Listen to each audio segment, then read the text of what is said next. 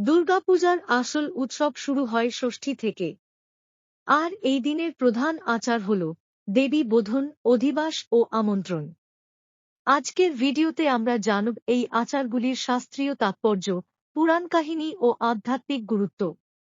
ষষ্ঠী তিথি থেকেই দেবীপক্ষের সূচনা। এই দিনে দেবী দুর্গাকে ঘুম থেকে জাগিয়ে মর্তে আমন্ত্রণ জানানো হয়। দেবীর মায়ার আবেশ ছড়িয়ে পড়ে চারপাশে। দেবী বোধনের আচার হল দেবীকে জাগ্রত করা। পুরাণ মতে শ্রী রামচন্দ্র রাবণের বিরুদ্ধে যুদ্ধে নামার আগে অকাল বোধন করেছিলেন। সেই থেকেই শরৎকালে দুর্গা বোধনের প্রথা প্রচলিত। দেবী বোধনে বিল্বপত্র, আখ, কাঁঠাল পাতা ও বিশেষ মন্ত্রোচ্চারণ করা হয়। শাস্ত্রে বলা হয়েছে, বোধন মানে হল দেবীর কাছে আহ্বান, হে মা এসো, অশুভ শক্তিকে নাশ করে আমাদের জীবনে শান্তি ও সমৃদ্ধি দাও। অধিবাস মানে দেবীর প্রতিমা বা ঘটে দেবীর শক্তিকে স্থাপন করা। দেবীকে পূজাস্থলে আনার আগে জল, ফুল, ফল দিয়ে দেবীর শক্তিকে প্রতিমা বা ঘটে আমন্ত্রণ জানানো হয়।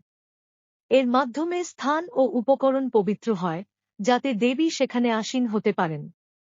অধিবাসে ব্যবহৃত হয় নদীর জল, ধান, দই, দুগ্ধ ও পঞ্চগব্য। এগুলি দেবীর আশীর্বাদের প্রতীক। আমন্ত্রণ হল দেবীকে মর্তে স্বাগত জানানো। দেবীকে বলা হয়, হে মা দুর্গা, স্বর্গলোক থেকে নেমে আসো, মর্তে বসবাস করো। এই আচার দেবী ও ভক্তের মধ্যে সম্পর্কের সেতু তৈরি করে।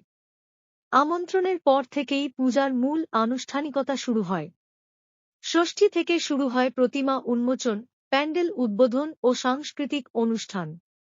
ঢাকের বাদ্য, ধুনুচি নাচ আর ভক্তদের উল্লাসে দেবীপক্ষের আবহ স্পষ্ট হয়ে ওঠে। আধ্যাত্মিকভাবে এটি হল ভক্তের হৃদয়ে শক্তি, সাহস ও শুভশক্তির জাগরণ। ষষ্ঠীর দিন দেবী বোধন, অধিবাস ও আমন্ত্রণ শুধু একটি রীতি নয়, এটি দেবীকে আহ্বান করার এক মহৎ প্রার্থনা। মায়ের আগমনে শুরু হয় আনন্দ, ভক্তি আর শক্তির মহোৎসব। তাই ষষ্ঠীর আচার আমাদের জীবনে এনে দেয় নতুন আলো, নতুন শক্তি। ভিডিওটি ভালো লাগলে অবশ্যই লাইক, শেয়ার করুন আর আমাদের চ্যানেল সাবস্ক্রাইব করতে ভুলবেন না।